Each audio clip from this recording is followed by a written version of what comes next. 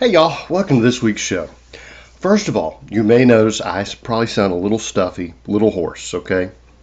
It is ragweed season, and as I have mentioned before, I am incredibly allergic to ragweed. It is like awful for me.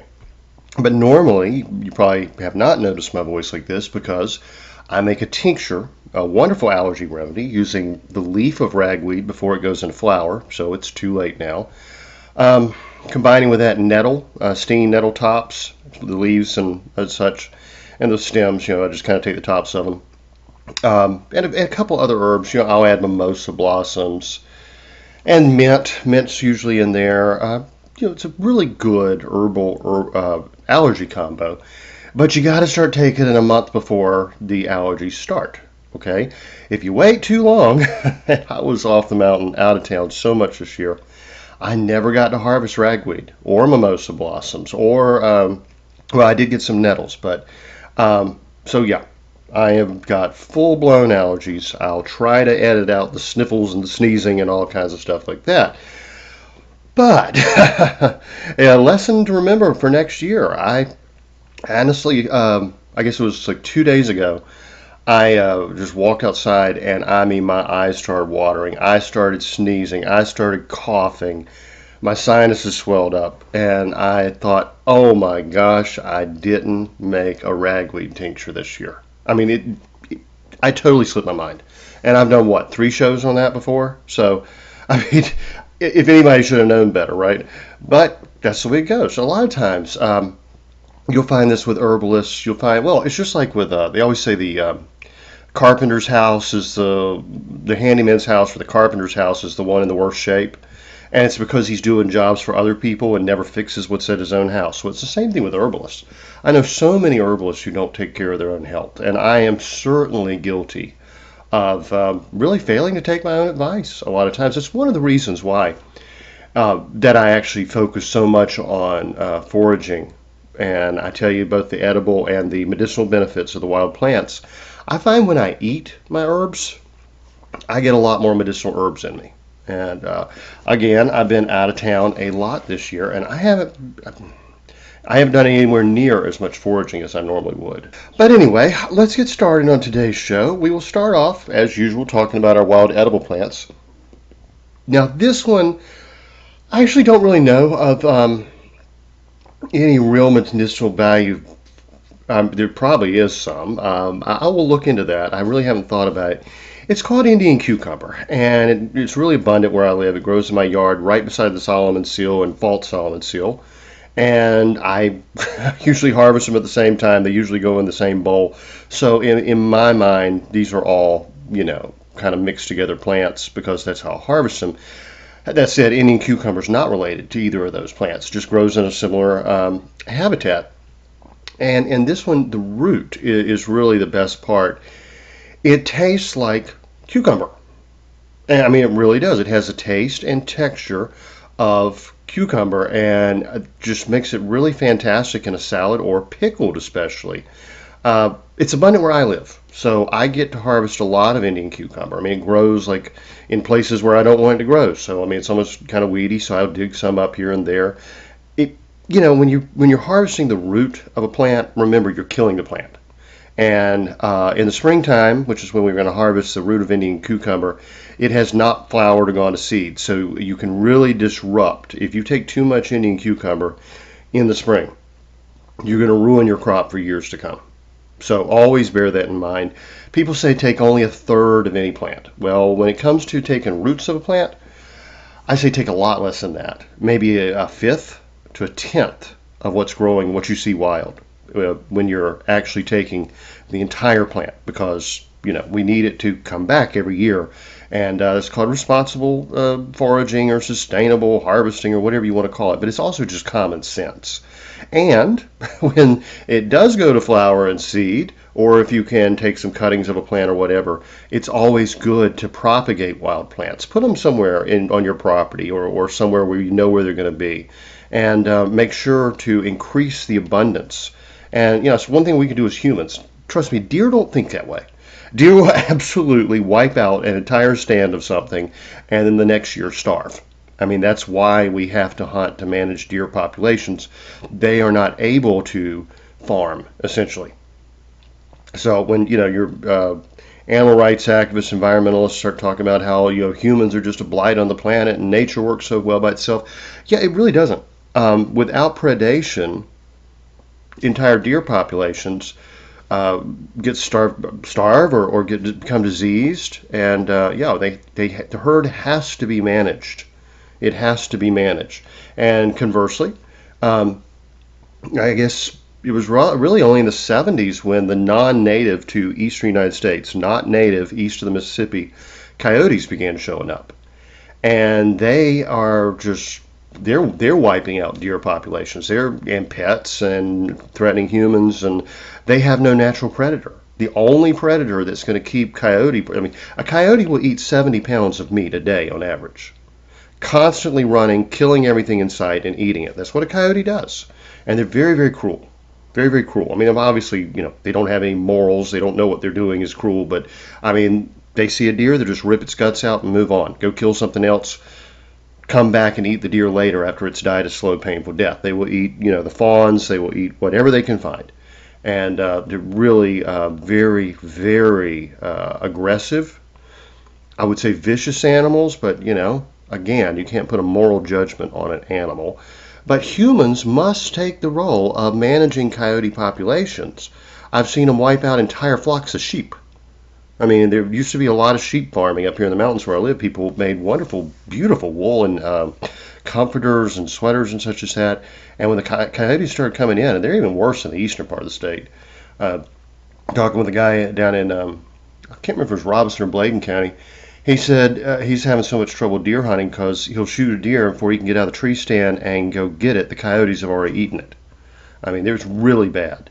But coyotes will wipe out a herd of pigs. They will eat cattle, especially when they're young, like calves.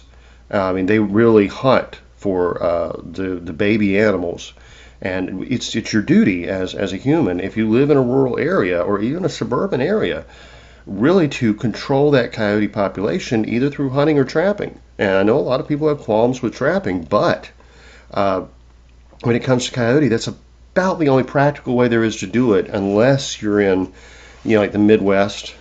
If you're in the plains and you can call coyote and you can see them coming from a distance and take a long shot, like in the bean and corn fields in the Midwest, yeah, that's great. That's great. But if you're in the mountains where I live, where you've got ridges and hollers and ditches and creeks, and if you call it a coyote, he's probably going to be standing about 5 feet away from you and at a higher elevation, looking down on you, ready to pounce before you can ever realize he's coming. It's just not practical. But there are humane ways to trap. I always try to emphasize this. People don't know this. They think all traps are these, big metal leg holder, foothold traps with teeth and they just break the animal's leg. No, those aren't even made anymore. That's something from like over 100 years ago. All right. The traps now, even that traditional metal leg hold trap, will often have offset or laminated jaws, sometimes padded jaws, which actually aren't as good as actually the laminated jaws. They, depending on the animal's position, when it hits the trigger, it may bruise the leg a little bit. That's it. Other than that, it's just like handcuffs that just hold them still until you can come shoot them. And that is probably the only way we're going to get on top of the coyote population, like it or not. And I told the story so many times how I was almost killed by a pack of coyotes. Out hiking one night with my dog, and there must have been 70 in that pack, and they started circling us and coming at us. And if I hadn't had a pistol on me, so I mean, I'm very serious about this, and I know it's going to make people upset some people, but it is man's role to be a steward. We're the only animals on earth that can steward, and if we don't do it, everything gets out of balance. So anyway, just remember that whenever you're harvesting anything, you want to make sure you leave plenty for the next season. So, Indian cucumber is an attractive plant. It grows in my flower and herb beds. I let it pretty much grow wherever it wants, basically. Cucumber is what it tastes like, and one of my favorite ways to use cucumber is in the heat. The late spring, early summer, it's hot. In the South, it's really hot and humid, and a cold cucumber soup is absolutely delicious. And you can make this soup using cucumbers from your garden or the store, or you can use Indian cucumber root. And I actually like the Indian cucumber better because it has more crunch. I usually combine the Indian cucumber with garden cucumber, though, just to stretch it out, and some borage flowers. Now, borage is a wonderful medicinal herb that also has a cucumber-like flavor. So you're really getting like full-on cucumber flavor if you make this soup. And, if you've never had a cold soup, I know it can be an odd concept, but they're very popular in hot areas like southern France, Asia, Spain. They're really good, too. I mean, they actually are. Just let me give you these ingredients. Say you got about a pound of Indian cucumber roots, right? Peeled, washed, or probably more likely a mix of Indian cucumber with garden cucumbers. And if you do use garden cucumbers, you want to peel them and you want to seed them. All you do to seed a cucumber is just cut it in half, take a spoon, scrape out the seeds. No big deal whatsoever.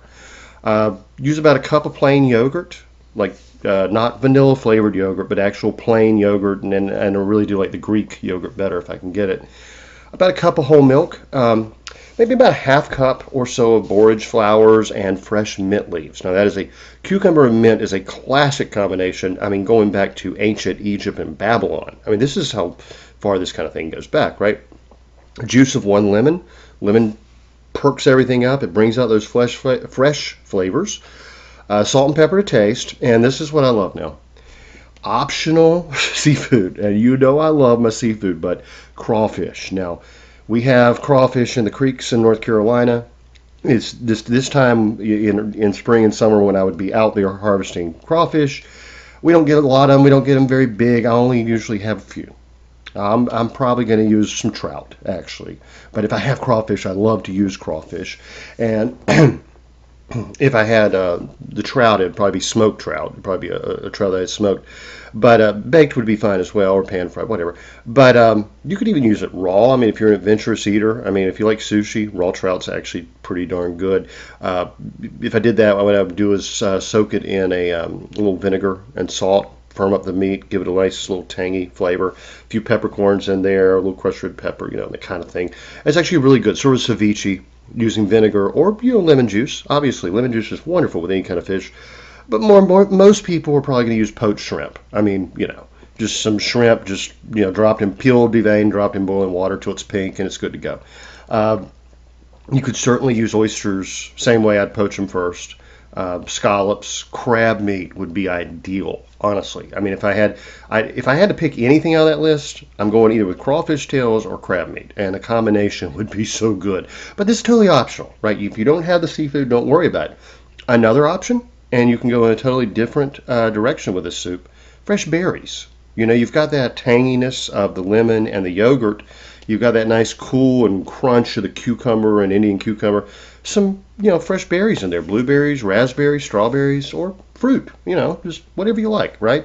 Um, it's just if you're going to use a sweet berry or something, it's going to go great with mint, but I wouldn't probably, put anything in there like garlic or something like that. That's going to me, I don't like sweet and savory combined that much. Now, maybe you do. If you like sweet pickle relish on your hamburger, maybe that's something you do like. If you like to put, you know, um, when you roast a ham and you put like Dr. Pepper or Coca-Cola on it, if you like a sweet savory combo, hey, that's fine. I don't, honestly. So basically, this is all you have to do. Chop your veggies finely and put some salt on it. Salt's going to pull the water out. It's going to soften them up a little bit, but it's also going to make the texture better and the taste much stronger. We do that with eggplant, we do that with meat, but with cucumber it's essential because cucumber has a lot of water in it. So after it's salted, you can rinse it off or not. That's kind of optional. Just remember you have probably a lot of salt on there. In my opinion, as the water comes out of the cucumber, it's going to wash away a lot of the salinity. So I don't rinse my vegetables when they're salted. I just remember that there's salt in there, and I'm mixing this with yogurt and milk, so I'm not worried about it, right? Because dairy can always handle a lot of salt. So chop them fine, mix them with the milk and yogurt, add the borage flowers, mint, lemon, and pepper, chill, and serve either with seafood or fruit. And it's really very, very good. If I was using seafood, I'd include some chives or chopped green onions. That's the taste I'm looking for. I want that onion and cucumber flavor with my fish or shrimp or crawfish or whatever I've got. Like I said, fruit, I wouldn't do that. I may even add some honey to it, honestly. A little drizzle of honey over the top. Or apricot preserves, peach preserves, something with a little tang to it. Be very, very good. Anyway, wonderful on a hot day. Get yourself a good glass of white wine, Sauvignon Blanc. You can't go wrong with that. Or if you like red, I'd probably pair a Pinot Noir with that. I never chill red wine, but I certainly don't mind a chilled white wine. So on a hot day, another would be very traditional would be dry sherry with a slice of lemon, and that really you can serve it over ice if you like, or just chill it, and that is fantastic. But the cucumbers and the Indian cucumber and actually the borage flowers medicinally have a cooling or refrigerant property. This will actually help cool you off on a hot day. And all those flavors, cucumber, borage flowers, etc., very traditional to include in flavoring gin. In England, where they make a lot of gin, of course, that's their like national drink, they often put in botanicals. Flowers, but cucumber is like one of the main ones. So you could take like most of these same ingredients, obviously not the yogurt and milk, but you could take your wild cucumber, your borage, your garden cucumbers. You could add violet flowers, certainly juniper berries. That's the traditional flavor in gin. And you could just get a decent quality vodka and infuse it with these botanicals, and you have gin. So if you want to go that way, you can have a very nice gin and tonic using your Indian cucumber just as well. And on a hot day, in the mountains we don't have air conditioning. We always call it air conditioned by nature, but it'll get up to mid to upper 80s on a hot day, and it's very humid, so we use fans and sit on the porch in the shade. There is really nothing like a ice cold gin and tonic, especially one you made yourself, a cold soup like this on a hot day. But I tell you, another little secret, when you eat hot spicy food, this is like on the opposite side of the spectrum, right? As we know, it can help break a fever. Why? Because it helps make you sweat. And when you sweat, your body actually cools.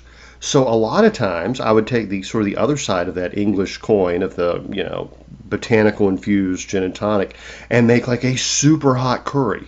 Like screaming hot Thai curry. I love the green one. I think was it crud prow or something? I can't remember how it's actually pronounced in Thai, but it's something like that.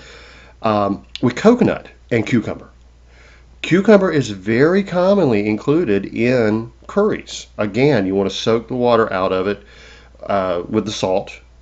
and then use it as a vegetable in your curry. Stir fry it up and make it as hot as you like. And something, that combination of coconut and lime with those hot peppers, that's really hard to beat. And Indian cucumber is, in my opinion, superior to the garden cucumber in just about every case. And you don't have to soak the water out of it. It's actually crispy and crunchy, and you can use it fresh. And as I said, it makes wonderful pickles. And I've given you probably, I don't know, 6 or 7 pickle recipes. So in any of the past shows, or if you get my book, Spring Foraging Cookbook, or Omnivore's Guide to Home Cooking, any of the pickle recipes will work just fine with Indian cucumber.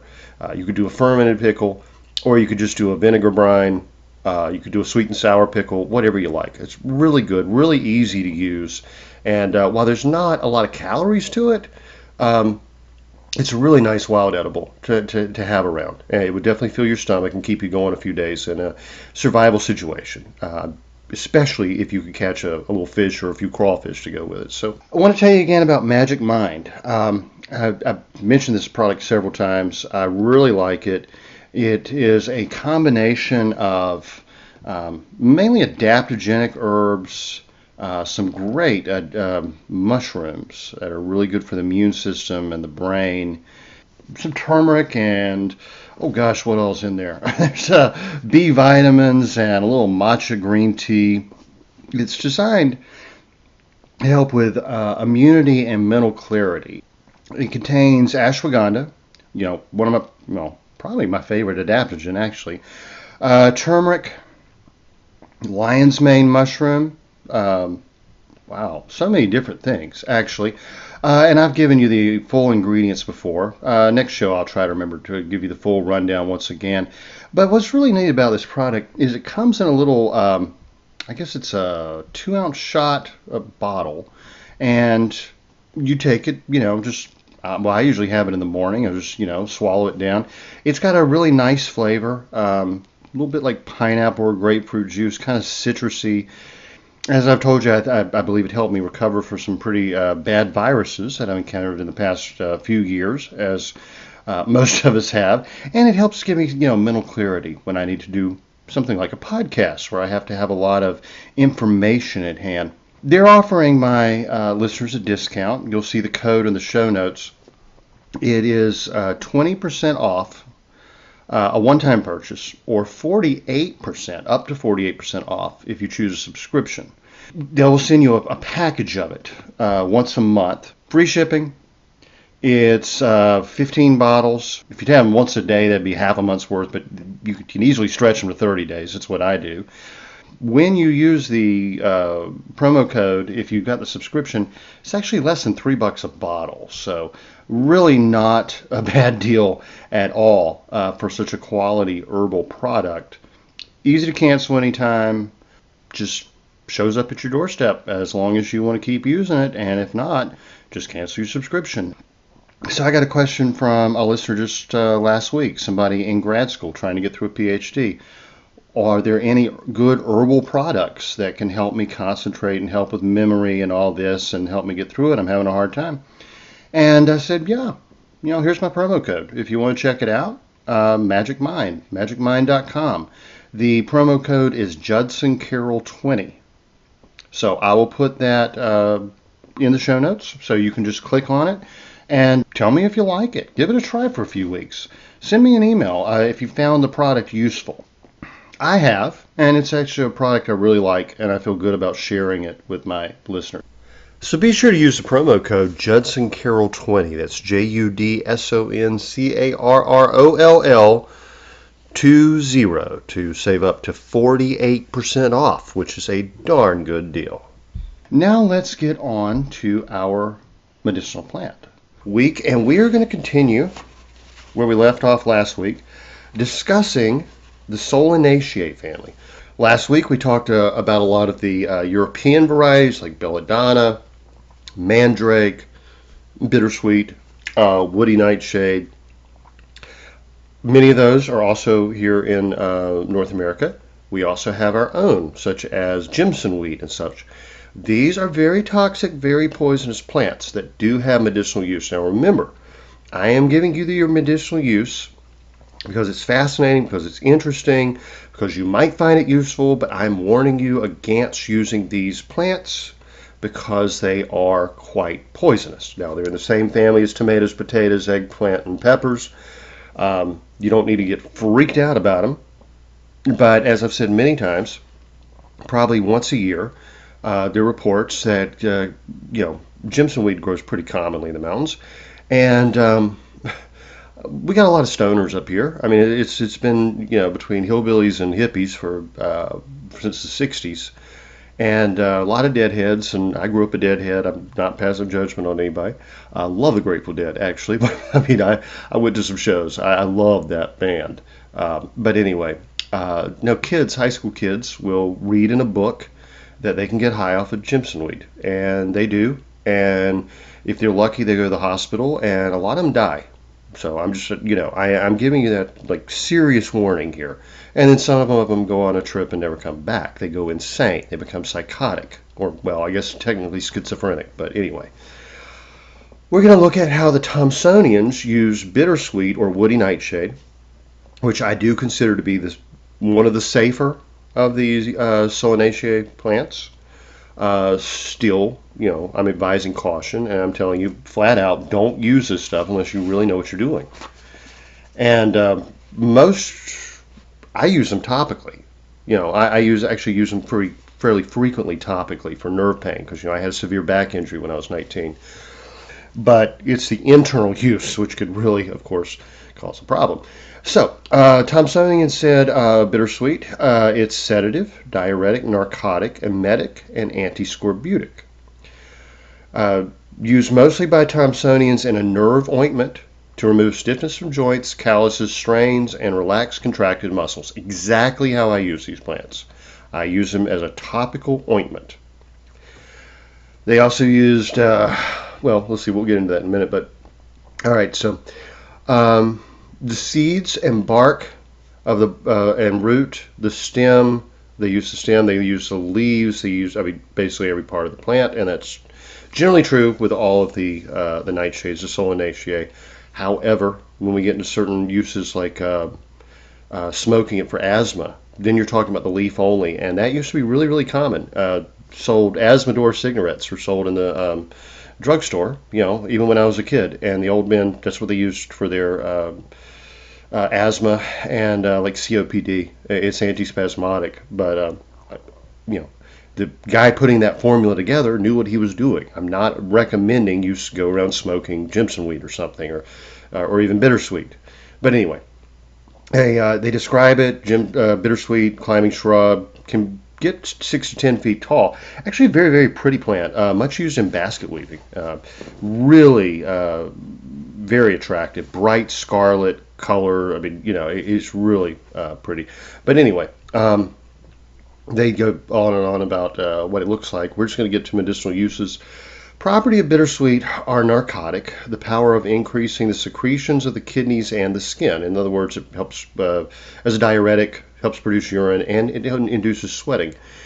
In several instances, we have observed a dark purplish color of the face and hands, and at the same time, considerable languor of circulation when the system was under its influence. In other words, it's very narcotic, and it's slowing the respiration and heart rate, and making you drowsy and dizzy and everything. The narcotic effects do not become obvious unless taken in overdoses. That's one of the reasons I say this is one of the safer of these plants. When they do, though, they produce faintness, vertigo, nausea, vomiting, spasmodic muscular movements. It is now mostly confined to the treatment of leprous and other cutaneous eruptions being used externally, particularly those of scaly character, and for its operation upon the secretions if they're in insufficient amounts. In some cases, been beneficially employed in chronic rheumatism. It is said to be useful, and we think from the properties with much reason. Used in mania connected with strong venereal propensities. We're talking serious syphilis, okay? It may be used in decoction, and it's very common in early America. And that was being used internally. Strong decoction for cutaneous or skin affections, skin issues, applied to the skin, topically. but they also said that it could be taken internally. We're going to take that with a grain of salt. But they actually have a nice formula here for a nerve ointment. It says take the bark and roots of bittersweet with the berries, combine with 2 parts of wormwood and chamomile in equal amounts, all of which should be green, but if dry, moisten with hot water and pound the above mixture and bruise it into 1 gallon of porpoise or horse oil. Probably not something we're going to get anymore. We don't normally get porpoise oil or horse fat rendered down. Which I don't know why that is. Actually, horse fat is quite popular in Japan. But hey, whatever. But they also said you could use any other soft animal oil, suet, lard, tallow. That's probably. But you could more often these days. Let's just say people would use coconut oil. Okay, I have no qualms at all with using tallow, beef fat, or duck fat or anything like that. But some people do, and they would go for coconut oil, and maybe that is a little more convenient, right? A lot of people don't want to put lard on their skin these days, but they used to. Anyway, simmer them over a slow fire for 12 hours, so at a low temp for 12 hours, and strain off and add 1 ounce of spirits of turpentine and a ½ ounce of spirits of camphor for each pound of the ointment. That camphor and turpentine is going to kind of give you that like icy hot absorb. Well, actually, because this has got wormwood in it, it's probably going to be quite a bit like Absorbing Junior. That's a wormwood-based ointment. Preparation is used for bruises, sprains, callus swelling, stiff joints, and corns. Should be rubbed upon the affected part and dried by the fire, or by holding it as covered with a bandage until it's really soaked into the skin.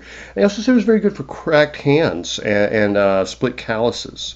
And so anyway, they have a second ointment, or actually a liniment they made by using the root with butter.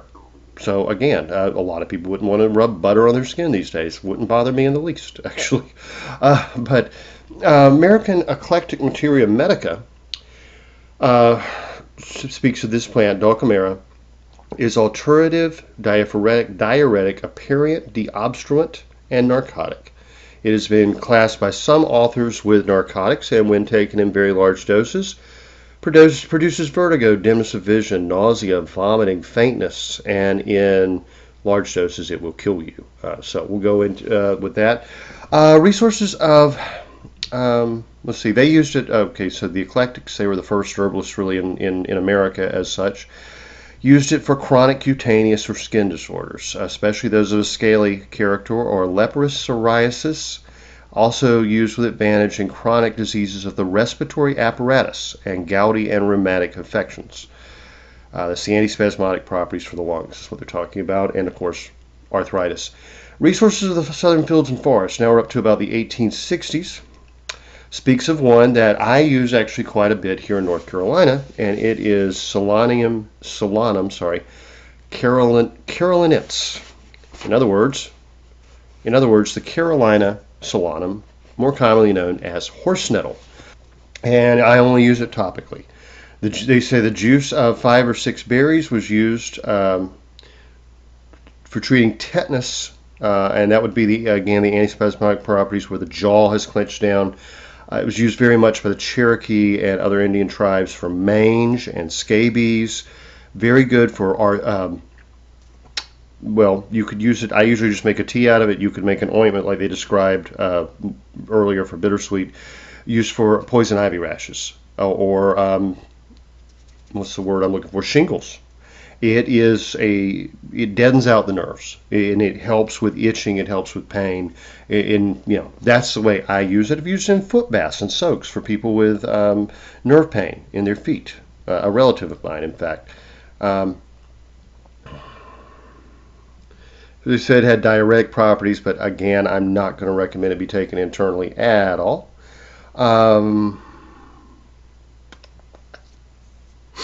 And they mentioned that it bears a large poisonous fruit. It does. It looks like a little tomatillo. Do not eat it at all. But then more interestingly, they get into Jimson weed, which you've probably heard of. Jimson weed comes from the name Jamestown weed, where it was first recognized in the United States. And people thought they were being bewitched because it was giving them all kinds of visions. They believed that there were witches among the Native American tribes, or who had come over with them on ships from England and were casting spells on them. Well, by the 1860s, they knew it was the plant that was doing it. Well, they knew it before then, actually, but we're getting to some documented use here in medicine. It is a well-known narcotic and antispasmodic employed in mania, epilepsy, cholera, tetanus, and palsy.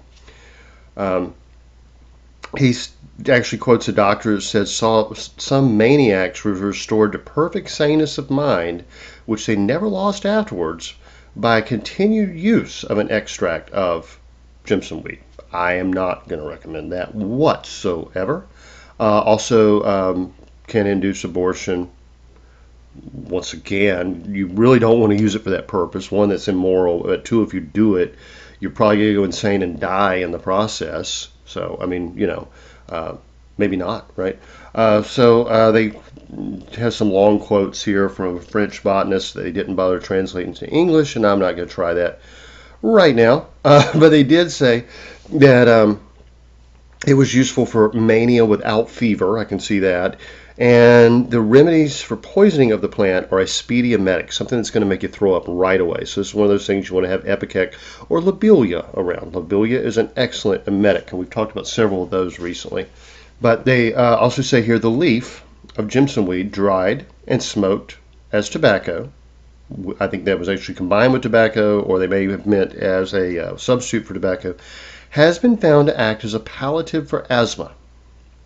The root also useful in this respect. Again, I can't recommend that, but even when I was in my teens working in drugstores, the old men would come in looking for Asthmador cigarettes, which were made from the leaves of this plant. But spasmodic asthma was much more common than it is now. Now we have more inflammatory asthma. It's really very different, actually. So we do treat asthma differently, and it's because of all the toxins in our food and our water, and etc. But asthma now is more of an autoimmune condition than just the spasms of asthma, which this would help with. It was used similarly to belladonna. It was actually used in place of belladonna in America for dilating the pupil when one had to do eye surgery or something like that. They talk about an ointment made with lard, used for arthritis and various skin issues, including basically anything from sciatica and arthritis to shingles to poison ivy to chickenpox. I mean, really very effective. He says the peculiar properties of this plant depend upon a principle called dachuria, very analogous to hyoscyamine, slowly dilating the pupil and exercising a poisonous influence. Interestingly, that ointment was actually recommended for nymphomania, when that was considered to be like a medical disorder. But this is a very interesting entry, and this is probably the one that gets a lot of people in trouble. And I'm going to say, don't do this, okay? Said it is not generally known that the Jimson weed or Jamestown weed possesses almost the narcotic and soporiferous, I think is the way you pronounce it, soporiferous effects of opium, the celebrated Egyptian hashish. So I'm telling you that when the kids read this is why they end up in the hospital, right?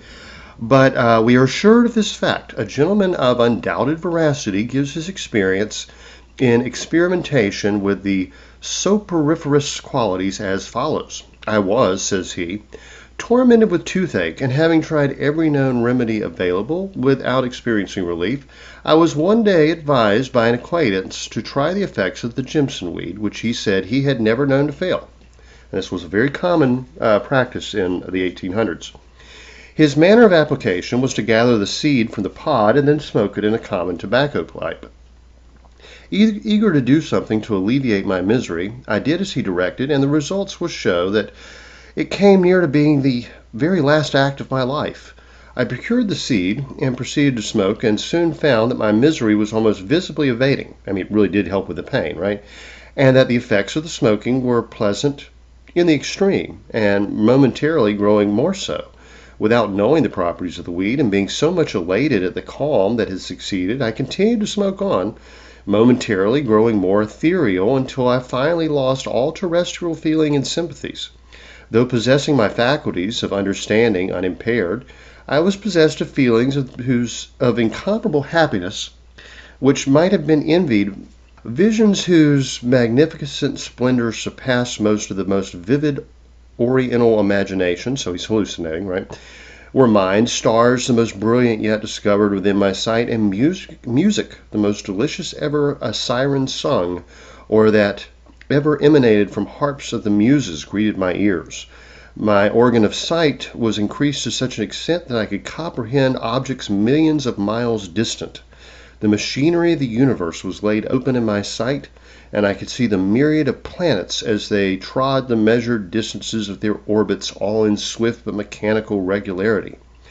There was nothing in my imagination my imagination could not conjecture, which was not almost tangibly visible. Rainbows of the most magnificent dyes were before me. Chariots of the most precious metals were constantly passing and repassing before my vision. And amidst the wild confusion and beauty and grandeur came measuredly the sublimest harmony of sweet sounds that made my soul smell sweet within me. All the time I was perfectly conscious of the surrounding objects, but requested to be left alone in the enjoyment of my translation, when my wife, seeing the deadly pallor which was overspreading my countenance, sent immediately for a physician, who arrived while I was yet in my reverie of the beautiful and sublime. Finally the vision faded away from my view, and almost unwillingly I began to return to a dull mortality, but with nerves out of order and my whole system unstrung. It was days before I recovered from the effects, but my tooth was cured. It has never ached since. And that's, the guy almost died. Okay, this is very bad advice, so I'm telling you, this is very bad. Obviously, you know what happened to this guy. I mean, he's just had, basically a psychedelic trip, right? But he almost died. Had the doctor not been there, that pallor, that paleness that was covering, his heart was shutting down. He really had somewhere beyond almost a near-death experience. And this is what kids read, and they go out and try it. And like I said, some of them survive, especially if they can get medical care. A lot of them die, and a lot of them end up insane. So I am telling you, this is a really bad idea. But Southern Fields and Forests goes on to say this plant is found abundantly, and that is true. And much more should be made of it in the composition of poultices, and where soothing and hot applications are required. It is believed by many to prevent tetanus, the spasm of tetanus, useful for painful wounds and ulcers. And let's see, they also talk about another one, purple thorn apple, and that is Datura toluta, and they found it growing around Charleston. And they said it possessed very much the same properties as the Jimson weed. And they go on. There are a couple other. There's one other there was one other they found, and it's Datura mediae or metal. I can't quite read it. They said that it was used by natives to give sleep to the restless. Interestingly, to make people joyful and remove the remembrance of things which cause melancholy and low spirits. Isn't that interesting? So I don't even, that's not even a plant I'm familiar with, although it says it grows in North and South Carolina. So let's see, there's an L. It's probably, okay. I'd have to try to look that one up and figure out what it is. But King's Medical Dispensary of 1898 returns to the horse nettle. Now remember, I talked about this one a few minutes ago. So this is abundant and common wild plant, and it's all over the place. It says it grows from Connecticut to Iowa and down to the Gulf of Mexico, anywhere in basically poor soil and sunlight. The root and berries are employed medicinally. Specifically, it is, there was actually a drug named solanum carolinense prepared from the root. and this would be an official medicine at the time. Attention was called to this plant by Dr. Porcher, who wrote a report on indigenous medicinal plants of South Carolina in the middle of the present century. This is still the 1800s, this is 1898. And he quoted from the French, probably the one very thing I was looking at earlier. And it goes on with all the citations, and we finally get to being used in the treatment of tetanus and being used with good effect. So it was being used, horse was being used for tetanus. Just remember, the fruit is very dangerous. I use the leaves in a decoction, a soak for feet. Gets into the chemical compositions. We do not need to worry about that. Actions in medicinal. The agent is reputed antispasmodic and has been recommended chiefly for convulsive disorders. Yep, tetanus again, used in cholera. Interestingly, eclampsia. I don't think that would be very safe. Hysterical convulsions, and for epilepsy, anything that's antispasmodic, can kind of help with seizures and such. Now, we'll get into more modern use, and remember, we're still taking everything with a grain of salt here. We're still looking at historic use. I'm not recommending anything, okay? But now, we're going to get a little more modern use here. We're going to go plants for the future. Solanum americanum, that's American nightshade. The young leaves used cooked, interestingly. That kind of helps with the toxicity, but they do say caution is advised. Medicinal use, though, they said none known. Well, we do know of some uses. Known hazards, obviously, poisonous. The fruit is poisonous, as they say. But I guess it was used at some point as a starvation food. But Solanum carolense, this is the horse nettle. The plant should be used with caution. See the notes on the other one for toxicity. The berries and the root are anodyne, antispasmodic, aphrodisiac. Now that is an old folk use that I haven't really been able to nail down and find a source on. And diuretic, and they have been used in the treatment of epilepsy. They have been recommended in the treatment of asthma, bronchitis, and other convulsive disorders. The berries should be harvested when ripe, carefully air dried, and infusion of the seeds has been gargled as a treatment of sore throats, and drunk in the treatment of goiter. I think that would be rather dangerous.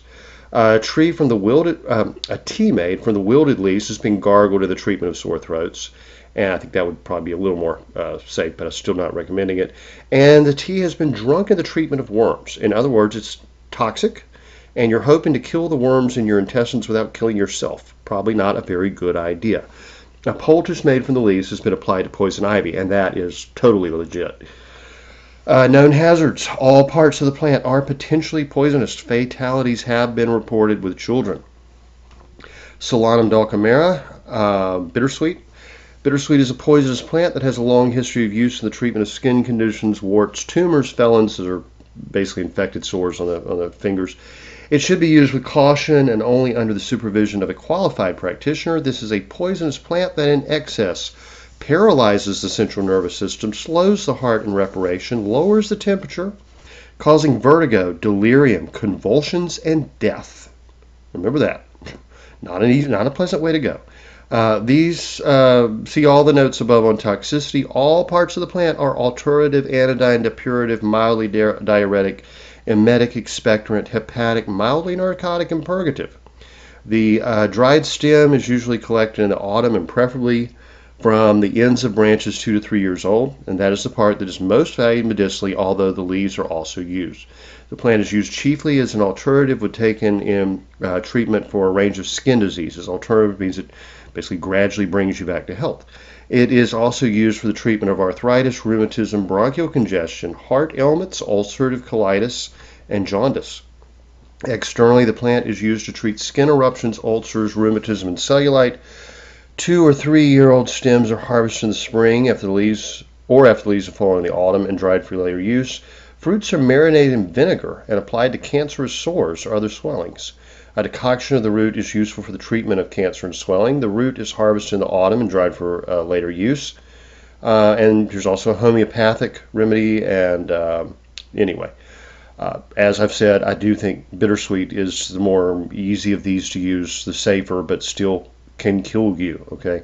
Known hazards of Solanum dulcamara or bittersweet. All parts of the plant, including the fruit, though only mildly so, are poisonous. Solanum nigrum, black nightshade. The whole plant is antiperiodic, antiphlogistic, diaphoretic, diuretic, emollient, febrifuge, narcotic, purgative, and sedative. You can see these are very powerful medicinal herbs. They're just also very poisonous. It is harvested in the autumn. We don't need to get into all that. Leaves and stems are used externally as a poultice, as a wash in the treatment of cancerous sores, boils, leukoderma, and wounds. Extracts of the plant are analgesic, antispasmodic, and anti-inflammatories.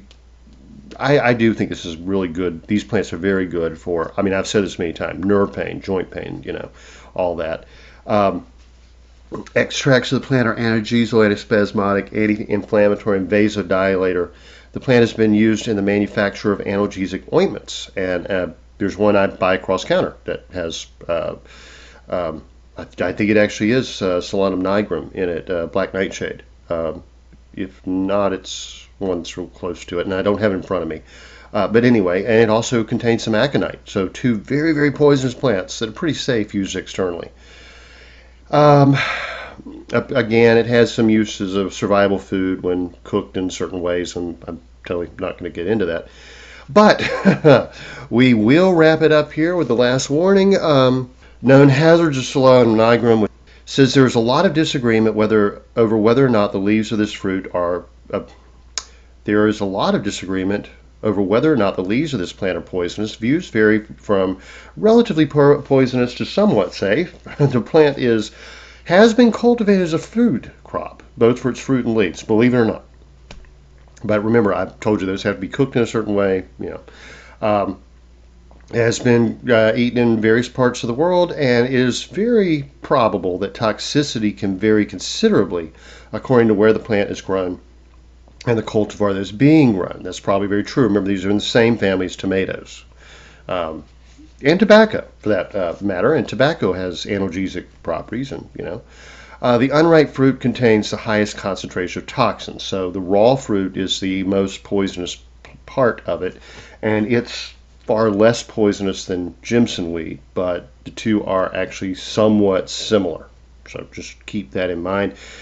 Obviously, if you were going to use these, you're going to have to be really, really careful in identification. As I've said many times, Bittersweet's probably the safest, but it can kill you as well. So my advice is don't use them. But it's really good to know this stuff, especially, and learn to identify it. Make sure your kids don't eat it.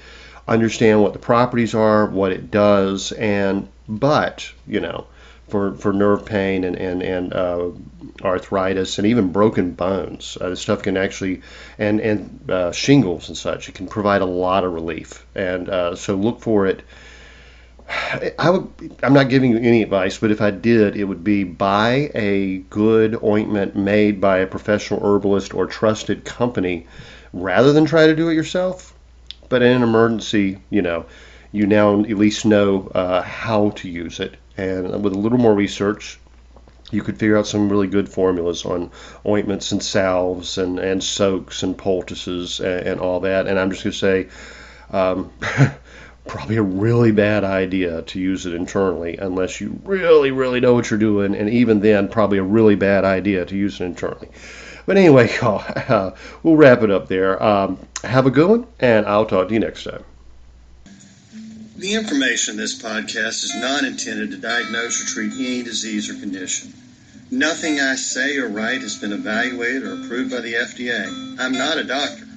The U.S. government does not recognize the practice of herbal medicine, and there is no governing body regulating herbalists. Therefore, I'm really just a guy who studies herbs. I'm not offering any advice. I won't even claim that anything I write or say is accurate or true.